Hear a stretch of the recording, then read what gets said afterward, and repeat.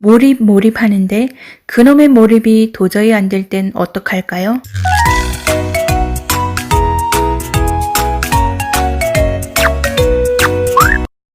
초고는 단지 고치기 위해 쓴 글일 뿐입니다.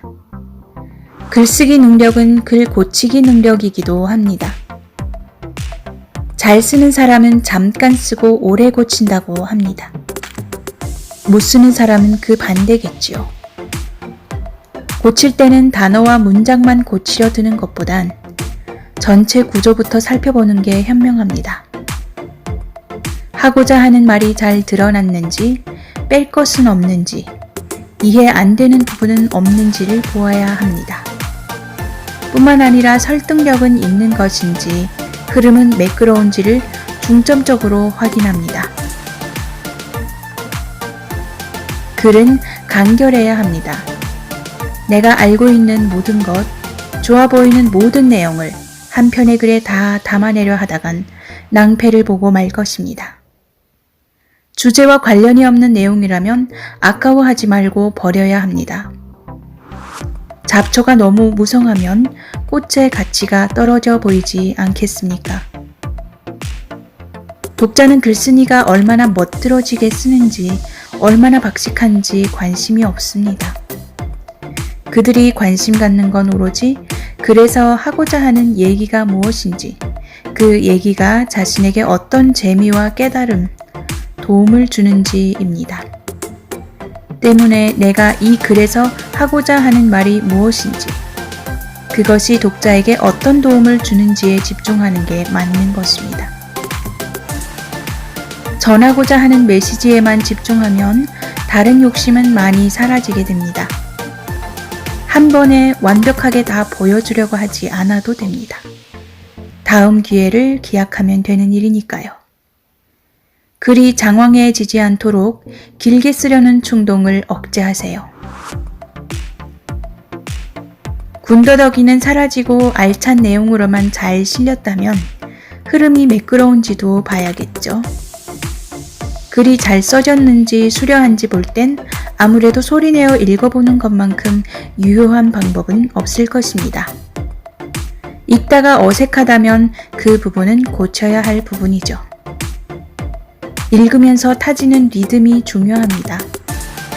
불편한 부분이 없이 쿵짝이 잘 맞아야겠죠. 글감이 잘 떠오르게 하는 방법들은 아래와 같은 몇 가지가 있습니다. 글 쓰기 전에 관련 내용의 이미지를 검색해 보거나 가볍게 칼럼 한 편, 신문 한 구절을 읽는 게 많은 도움이 되고 글의 시작에 창의력을 더해줍니다. 누군가와 얘기할 때에도 좋은 글감이 잘 떠오른다고 합니다. 누구나 익히 알고 있는 산책하기에서도 남다른 아이디어가 생성되지요. 앞선 영상에서도 말했듯이 하나의 생각에 사흘 이상 몰두하면서 간절히 답을 찾으면 안 써질 글은 없습니다. 평소에 나의 생각들을 자주 정리해보고 기발하고 새로운 생각이 났을 땐 소중히 여기며 메모해 두세요. 그리고 글감이 안 찾아질 땐 언제든 메모해둔 글에서 영감을 얻어봅니다. 생각했던 걸 메모도 하고 실제 활용도 하는 걸 보게 되면 우리의 뇌는 더욱더 신이 나서 더 많은 아이디어를 떠올려 줄 것입니다. 하루가 다르게 주인을 돕는 더 착한 뇌가 되어 줄 것입니다. 또한 사람이나 사물을 볼 때 마음을 다하여 유심히 관찰하다 보면 요상한 글감이 툭툭 튀어오를 것입니다. 몰입하는데 그놈의 몰입이 도저히 안 될 땐 어떡할까요? 작가는 책에서 위기감 조성도 필요하다고 말하고 있습니다. 글을 못 썼을 때 자신이 짊어져야 할 나쁜 상황을 떠올려 보는 것입니다. 저와 같은 경우는 글쓰기 싫을 때 이런 생각을 해봅니다. 지금 이 글을 쓰지 못하면 평생 나는 돈 한 푼도 못 벌고 꿈도 못 이룬 채 살게 되겠지. 그러면 어느 정도 글에 대한 태만이 사라지곤 하더라고요. 물론 좀 극단적인 방법이긴 한데 글 쓰는 걸 포기하지 않게 해주는 꽤 괜찮은 방법이더라고요. 어떻게 하면 평범한 일상 속에서 창의적인 글을 지어낼 수 있을까요? 서로 관련이 없는 두 가지 사실이나 아이디어를 하나의 아이디어로 통합하는 과정에서 창의적 생각이 폭발적으로 일어난다고 합니다. 서로 관계가 멀면 멀수록 더욱 기발한 생각이 나오게 됩니다. 마치 지구에 처음 와본 외계인처럼 세상을 바라본다면 어떨까요? 창의적인 글의 소재가 구름처럼 뭉게뭉게 떠오르지 않을까요? 글을 씀에 있어서는 감정에 충실해야 합니다. 왜냐하면 진짜 감정을 느꼈을 때만이 글이 술술 잘 써지기 때문입니다. 이성적으로만 쓰고자 한다면 마른 오징어에서 물을 짜내듯 고달픈 일이 될 것입니다. 하기에 내가 무엇을 좋아하고 어떤 예감이 드는지 잘 살펴야 합니다. 어떤 감정이든 긍정적인 것으로 받아들일 필요가 있습니다. 창조적인 에너지는 불안, 긴장, 슬픔, 외로움 등 부정적인 감정 상태에서 더 잘 나온다고 합니다. 때문에 글 쓰는 사람에게 있어 부정적인 감정은 나쁜 것이 아닙니다. 글 쓰는 사람에게는 행복과 불행 모두가 축복인 것입니다. 불행할수록 오히려 더 좋은 글을 써낼지도 모릅니다. 그도 그럴 것이 재미있는 글이란 단지 웃기기만 하는 글이 아니죠. 우리는 무서운 영화, 슬픈 영화를 보고도 재미있다고 하니 말입니다. 그렇다면 결론적으로 우리는 어떤 글을 써야만이 의미가 있는 것일까요? 다른 모든 일과 마찬가지로 내가 쓰는 글도 우선 내게 유익해야 합니다.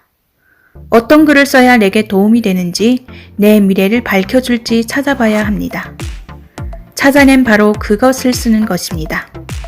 내가 재밌고 나에게 유용하고 스스로 감동해야 남에게 줄 것도 생기는 것입니다.